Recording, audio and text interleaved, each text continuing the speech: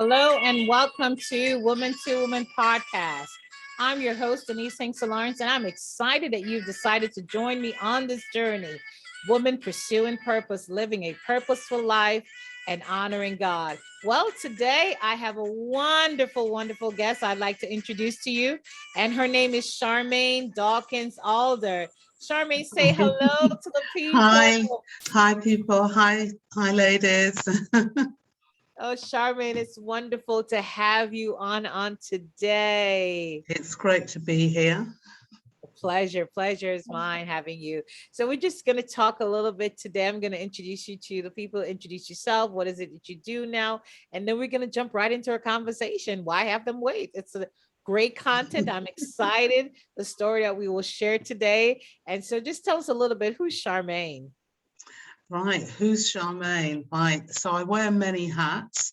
I'm a wife, I'm a mother, I'm a grandmother, and looking good. Yeah, thank you. Yeah, we have 8 grandchildren. Oh, so. Stop. You came on to tell the truth now, okay? No need to fat, no need to lie.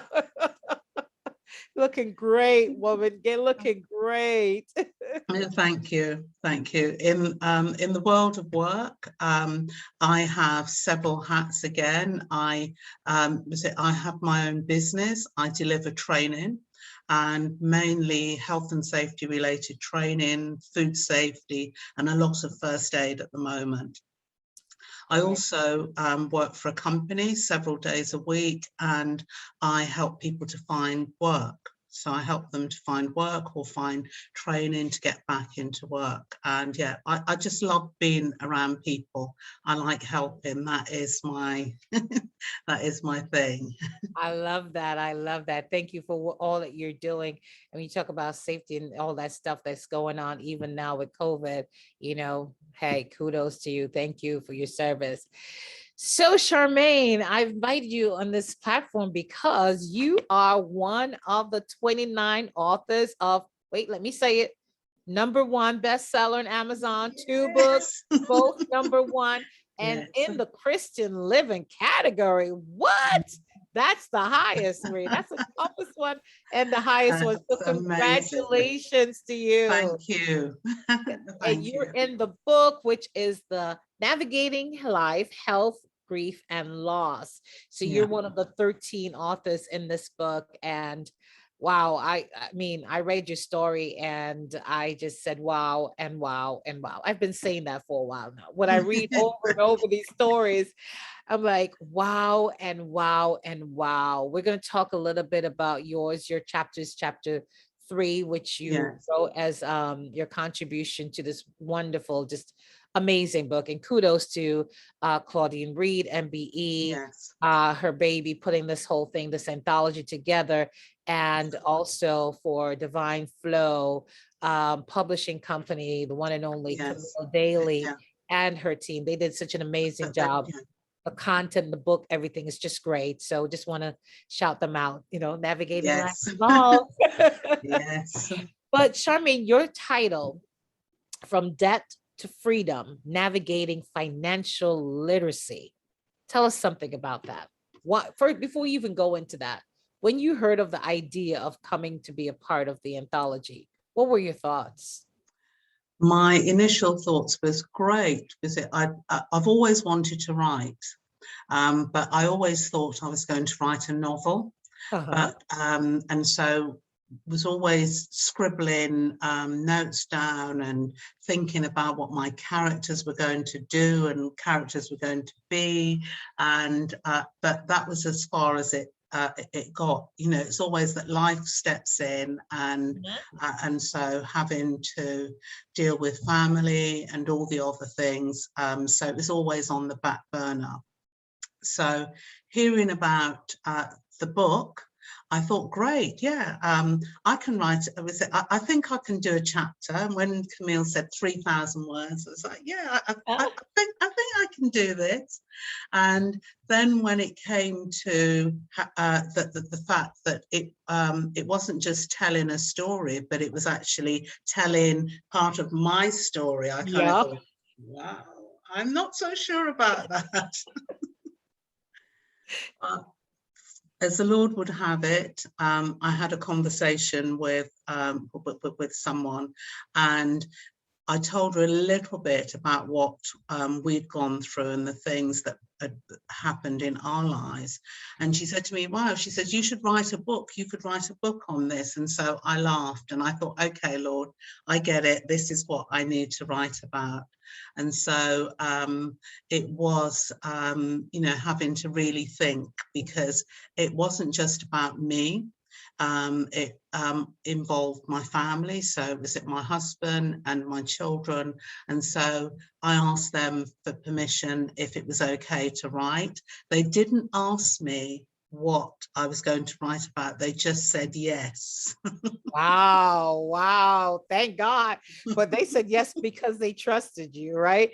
Yeah. But this the thought, the idea, from debt to freedom, that means we're going to have to unmask. We're going to have to talk about stuff that may have the sense of shame, the sense of guilt. Others may read it and like, what were they doing? Why did it get that bad? Did that scare you at all? Did that intimidated you or made you want to rethink this process? It made me think, but as I said, I knew that the Lord wanted me to speak about this, and since writing my chapter, and I asked a friend, was it to read it before I actually submitted it, and when she read it, she said, "How did you know that this was our story?" And yeah, and I thought, wow, and that gave me the permission to go ahead and to be vulnerable. Yes. With That others. part right there, what you just shared just now. I say this, and it's my quote. I say it all the time. There's therapeutic value in shared stories. Now, for me, I add a little bit more to that by saying it's important to know when to share, where to share, and with whom you're sharing. But there's therapeutic value in shared stories because, again, you share this with her just to read, to give feedback. And she said, wait a minute, how did you know that was us? Because sometimes we go through things in our lives and we tend to think that it's just us because of the pain. We're the one that's experiencing it, right? We're the one having to figure out how we're going to navigate this. We're the one that's having the ups and the down moment, the questions, the doubt, the fears, the anxiety, the depression, all that. And it seems and appears to us, it's just us. It's just me. It's my family. No one else in this world is experiencing what? But until you open your mouth, it reminds me of that whole Peter syndrome, right? So Peter, you're going to go through this, Peter. You're going to be tested. You're going to be tried. You're going to be sifted as wheat. But after Peter, go strengthen the brethren. Excuse me? So I'm going to go through this to go strengthen somebody else? Yeah, Peter, because somebody else is going to go through. And they may not be able to do it the way you did it, but I need you to go through and tell them. Like, really? Okay. So in a sense, that's what happened to you guys. Like you went through, you wrote this, submitted it. Before you submitted, someone read it and said, wait a minute, I didn't give you, like, you're telling my story. And so it's important that, I'm glad you listened to the Lord, follow his leading, and you were honest enough to be as transparent and authentic about it. And it's changing lives already. You have testimonies, I'm sure, and it's changing lives. That's how many people have purchased, and people are just being changed by your story as well as others. So talk a little bit about your journey. What was this about? Freedom, so freedom from debt, right? Financial literacy, navigating financial literacy. What is this about? Give us a little bit as to what this journey was about. Okay, so this journey was all about us as a family going through a time where we were in debt. So owing lots of money, we had loans, we had we were in arrears with our mortgage, and just being able to meet some of the bills, you know, the everyday bills, was really difficult. And again, there was a point where we had to have a key meter put in for our electricity and our gas, because we couldn't pay the bills at the end of every quarter. So they put a meter in, and so you knew that you'd put £10 in, and you'd think, right, okay, this £10 has to last for how many days? So we were doing all of that. We were, you know, going to the grocery store and having to think, right, okay, well, what do I pick up at this point? And also making sure that there was a time when I remember thinking, right, okay, the children were going to my friends, and so they will have dinner there, but when we go home, you know, maybe some tea, and so we've been through. And for us also, it was that thing that I remember when we got married, we were doing a Bible study together, and the verse that we were so sure that we got from the Lord was, "Oh, no man, no debt, save love." Oh, And then talking Romans 13 there, yes. Here we were sitting in debt, and it was like, Lord, you know, did you really say this to us? Did you really say that, you know, that this verse was for us? And we always had people come in to visit, and we had quite an open home. So people would come for dinner on Sunday. We'd bring people back from church. We would, etc. And then here we were sitting in this situation where we didn't know whether or not we could keep the roof over our heads. Wow. Wow. So in addition to the financial struggles, were there any other things added to that plate to make the situation even worse or magnify it? I suppose the things that magnified it was the fact that my husband was self-employed, and my husband's very trusting. If you say you're going to pay him, then he'd expect to be paid. And there were several times, I remember one Christmas, that he had put in some overtime with this contractor that he was working for to make sure that the job was finished, etc. And he turned up on the day before Christmas Eve, and to the house that he'd been working at. The owner of the house was there, but and he said that he was told that by the contractor that he'd meet him there and he would pay him. And he said, no, was it not expecting him today? And as much as he tried to call this person, it was just not forthcoming. And so no monies. So no money's coming in while the debt's rising. Yeah. And situations just keep becoming more grave. Yeah. Where there was a point where, there was a point also where neither of us were working, because usually if one of us was working, then we would, you know, be able to doing the robbing Peter to pay Paul. Yeah. But we had a period where neither of us were working. So Peter or Paul was not present. Yeah. Okay. Okay. I hear you. Okay. So if Peter and Paul's not present, where's faith? How did faith come into this now? We always, being Christians, we knew that we had to trust God. We also knew that, okay, God, you've given us this word, and so there must be something in it. And so if this is for us, then there has to be a way through the debt. And so we kept praying, you know, Lord, show us, what do we need to do? What do we need to do next? You know, and there were times when we thought, right, okay, we weren't out of the debt, but we were managing the debt. Okay. Yeah. And I think a lot of us get to the point where we're managing the debt, but we're not out of it. And we feel we're sailing smooth, but really there's still that hole, there's that gap. Yeah. There's that gap. And what do we do then, right? What do we do then? How do we develop this sense of freedom, a new way of thinking, a new way of processing, and navigate through this? So let's go a little bit deeper into your story.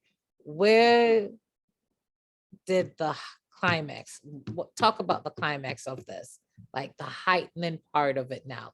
So we're going through, somebody maybe listen, like, okay, we go through financial, pay Peter, pay Paul, we go through that every day. So tell us about that particular point now. Okay, so the particular point in the story was we had a letter from our mortgage company saying that if we didn't pay the arrears, they were then they were sending the bailiffs in to take you out. To take us out and to change the locks on the doors, and that would be it. So we would be out on the street basically. Okay. So we had the letter. We were numb. We weren't sure what to do. We never thought it would come to that point. And so I think, the letter came on the Friday. On the Saturday, we tried to look at what little bits of money that we had, and it wasn't anywhere near what they were, what the mortgage company wanted. We tried calling them, and the lady says, "Oh, you'll have to speak to somebody on the Monday." And I said, "But they're coming on the Monday to take the house." Okay. So speaking to my pastor on the Sunday, he said that we were to call him on the Monday morning, and because he would see if anything could be done. So we went home from church, and I remember standing in the kitchen and just wanting to scream, but knowing that the rest of the family were in the house, that the children were there, my husband was there, and so I couldn't fall apart. So I couldn't fall apart. I knew that I had to keep it together, and so just praying, and there's a little bit. I just is it okay? I'll just go ahead. From the book. Okay, right, yeah, so my stomach is churning, my heart is pounding, my palms are sweating, and I held my breath. I find I'm singing again, just above a whisper, so no one can hear, as I strain these words. The Lord is my strength and my song. Oh, no man, no debt, save love.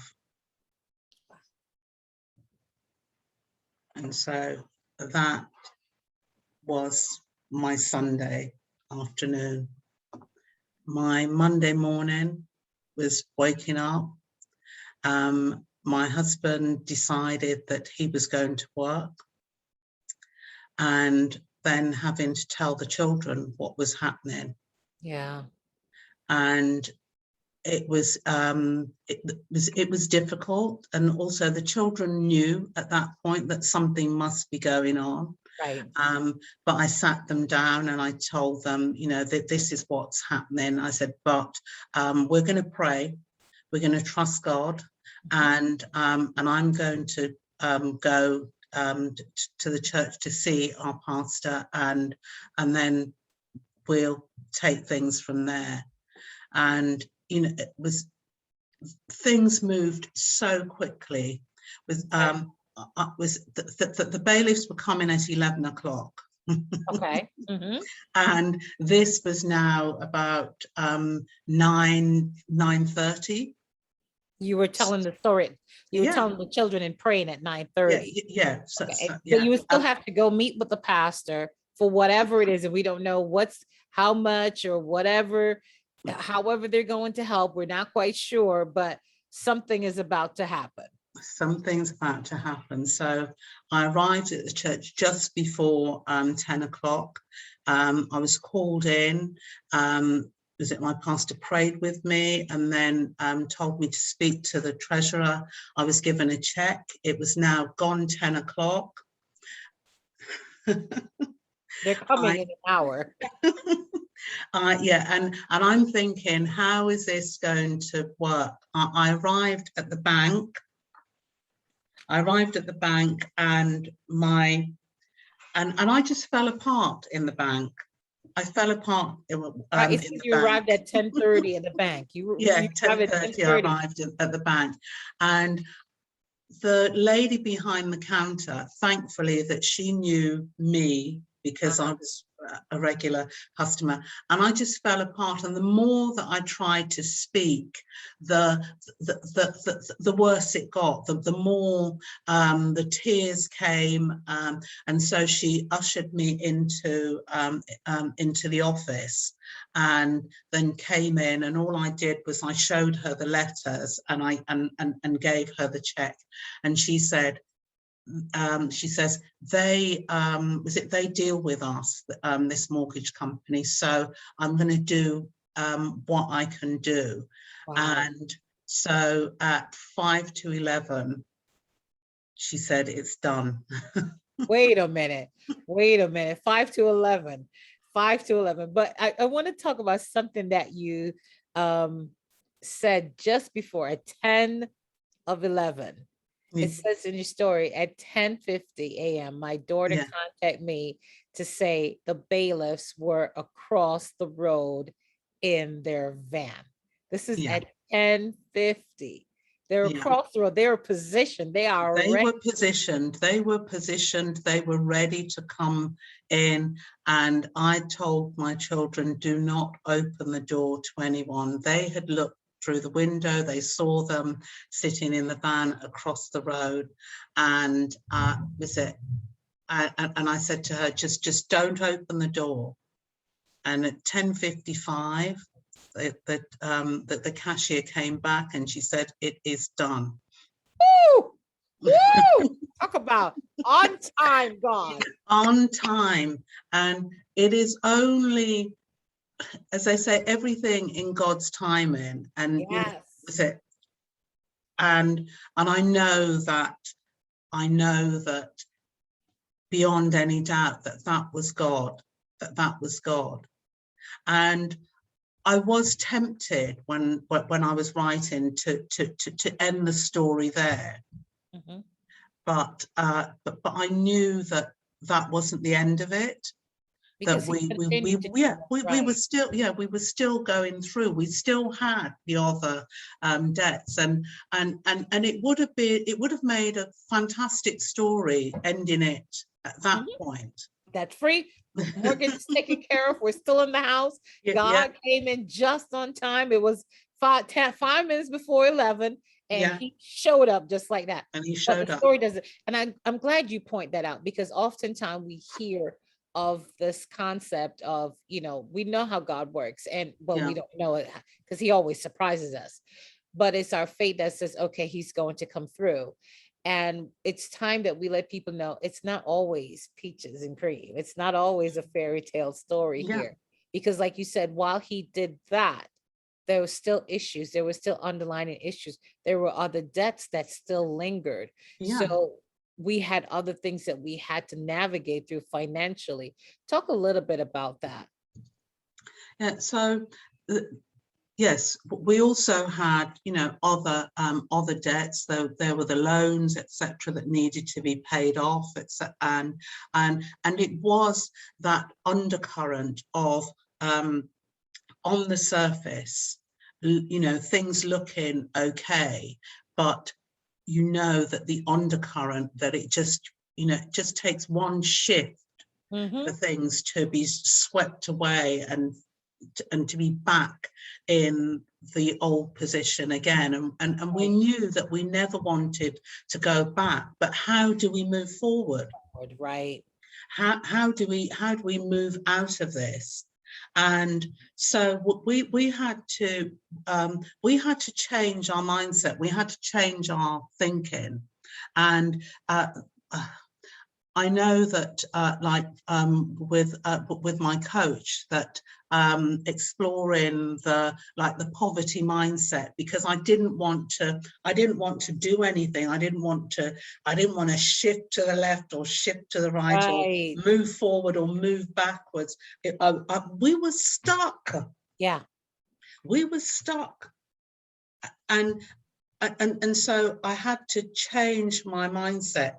And I would say to anyone listening to this and thinking, yes, I'm in this position at the moment, having to face up to it, having to own it. Oh, that accountability part of it. Wow. Having to be accountable, having to actually own it and say, right, okay, this is what's happening. Because at that was the point where I had to where we had to look at all the debt that was there, and actually, in the Bible it says, write the vision and make it plain. Right. But it's not just about the good things. No. It's also, what are we going through? And so by actually writing it down and actually seeing it on paper and knowing how much debt we had, that was our turning point. That was was it a turning point for us, because we could see it. We understood where we were at. So what were we going to do about it? What were the things that we could do? Right.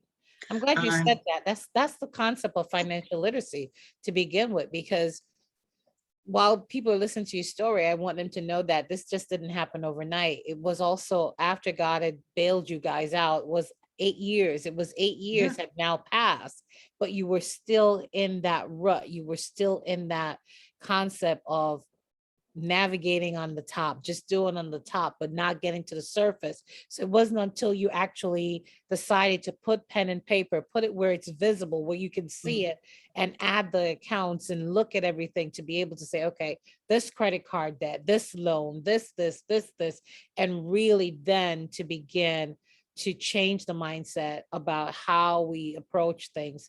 I like that. Thank you for sharing that, because a lot of times we're not even aware of that. Okay, this bill, well, we paid the light, we paid the gas. I can just pay minimum on this credit card, pay minimum on that one. As long as I keep it on top, we're going. It never goes. Yeah, and it is. We're servicing the debt, and that was what we were doing, and we did that for many years, just service the debt. And as I said, the anxiety was building up, and I thought, I don't want this to take over my life. I can't live scared forever. Nice. I need to. We need to do something about this. What did you guys do after this? Okay, so one of the things I did was I got myself a coach. And wait a minute, so you're going to add more debt to this situation? Because the coach don't come free, right? They don't come free. Okay. They don't come free. But, so we're in debt and we're trying to get out of debt. But in order to get out of it, so in other words, the concept is, if you have a fist, you don't open it, nothing goes out, nothing comes in. Yes. Okay. Yes. Okay. And that was it. So, and being my coach helping me through the process and saying, right, okay, so what is it? Okay, so you owe this much. So what are you going to do? How are you going to plan? What do you have coming in? How are you going to budget? What do you need? How much do you need coming in to actually be able to live and then also pay the debt? And so getting me to actually face up to the things that were happening, and particularly in the financial sphere, because it's okay, it was finance, but it was affecting the other areas of our lives. Absolutely, absolutely. Yes, because everything has a knock-on effect, and everything is linked together. You know, yeah.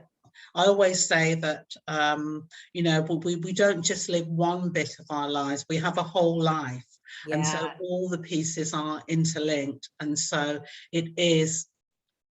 You know, if we start dealing with this area, then it also helps to deal with other things that are going on. So I had to step by step learn how to, yeah, face up to what was happening in our finances and put things into place. And so one of the things that we did was usually that the mortgage payments and the bills used to go out of my husband's account.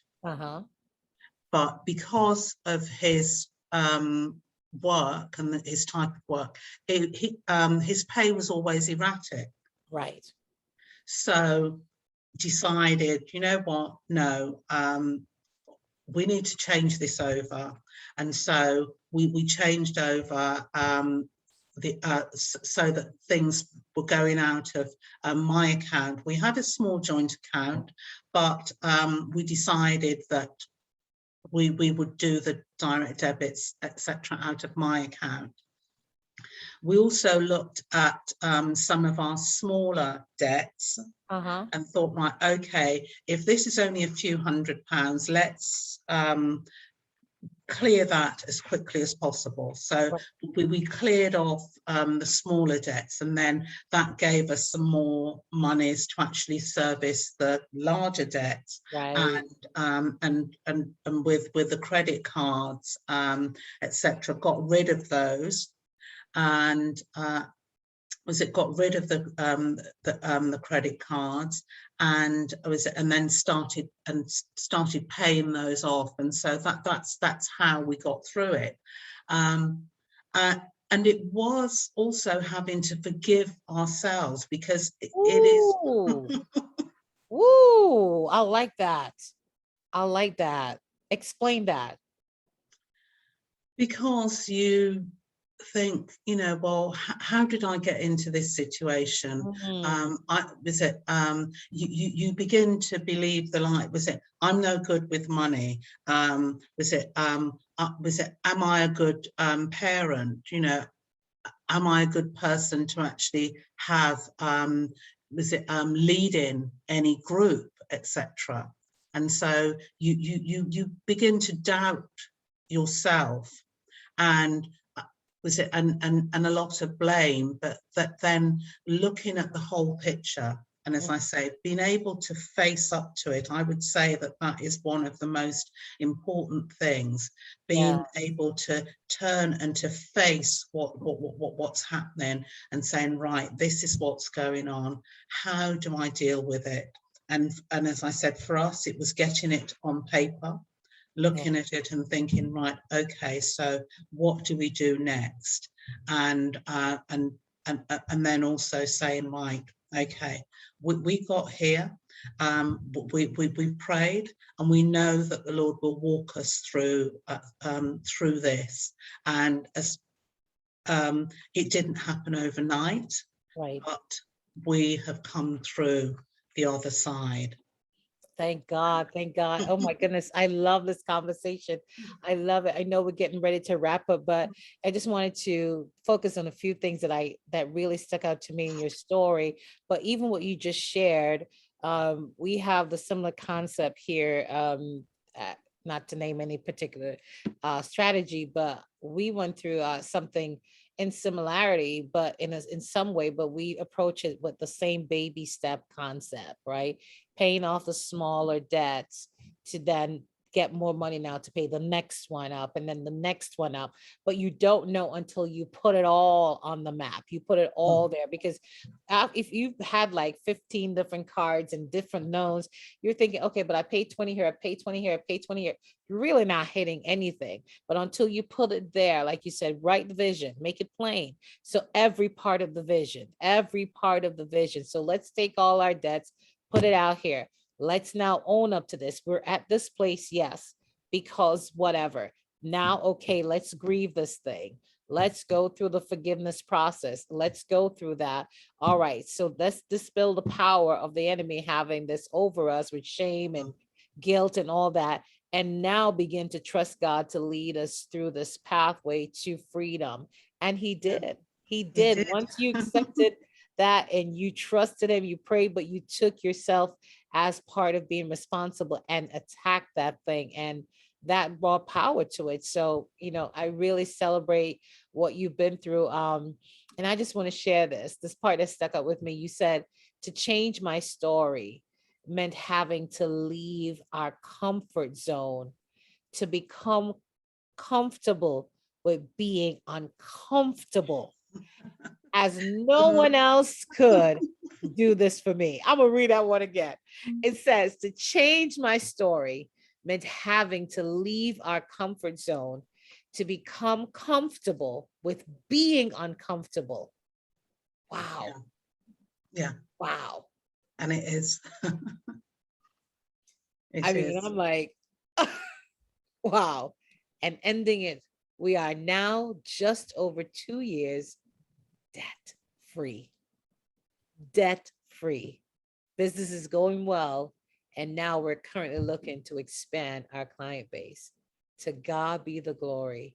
To God be the glory. Navigated financial literacy.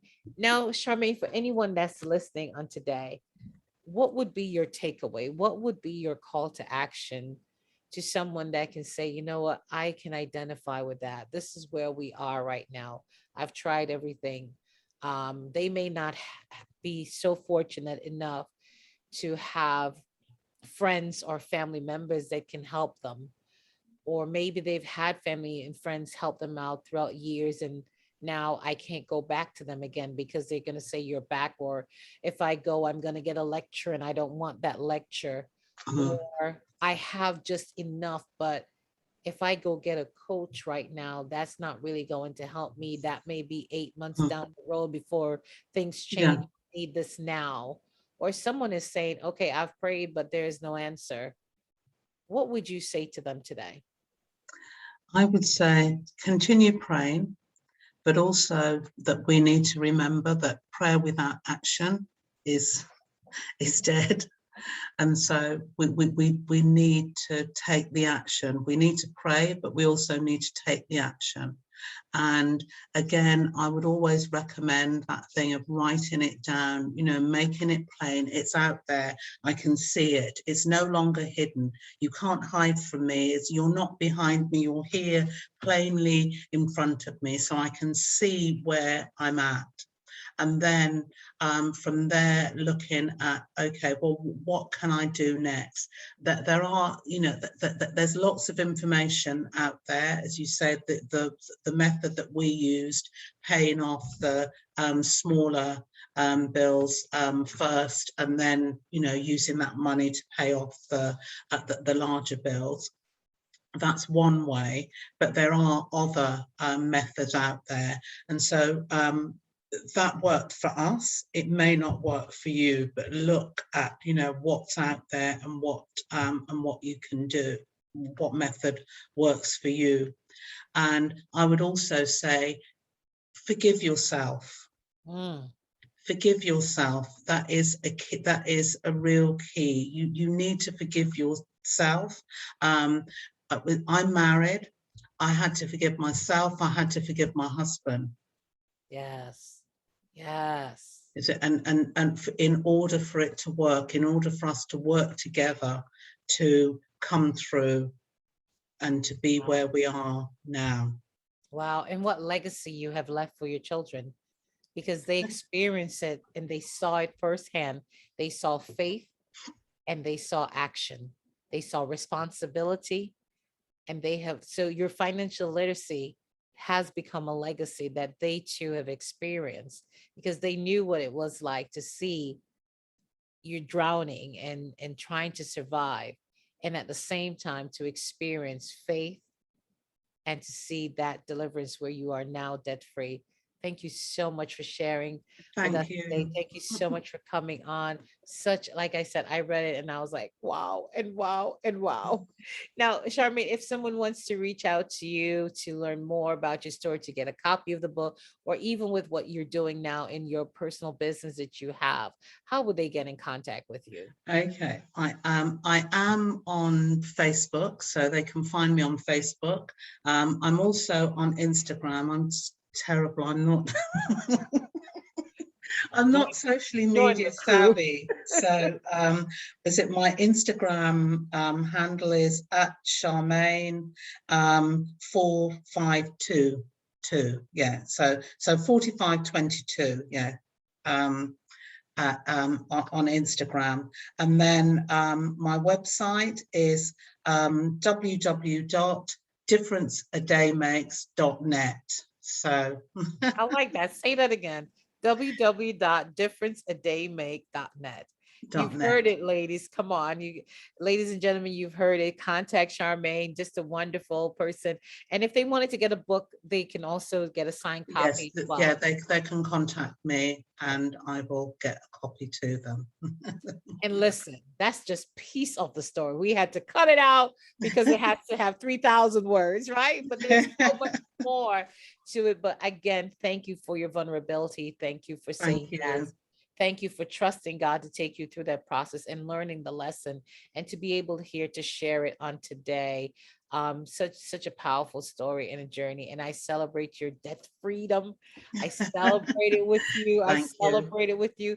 Maybe in a few we'll be talking. You'll be like, so girl, I need to be on your show to tell you about mine. Yes. But we're getting there. We're getting there too. We're getting there. Yeah. And I'm so grateful. But again, so many people are not aware of different steps and strategies. So thank you so much for sharing that. Thank you so much. I mean, I'm just saying thank you, thank you, thank you. Again, congratulations, #1 bestseller. Thank you. And thank And you for you. being part of this book. So again, ladies, thank you so much for listening on today. We certainly appreciate you, and just want you to know that we are here. You can contact us at any time. I'm your host, Denise Hinkson Lawrence, and thank you again for listening to Woman to Woman podcast.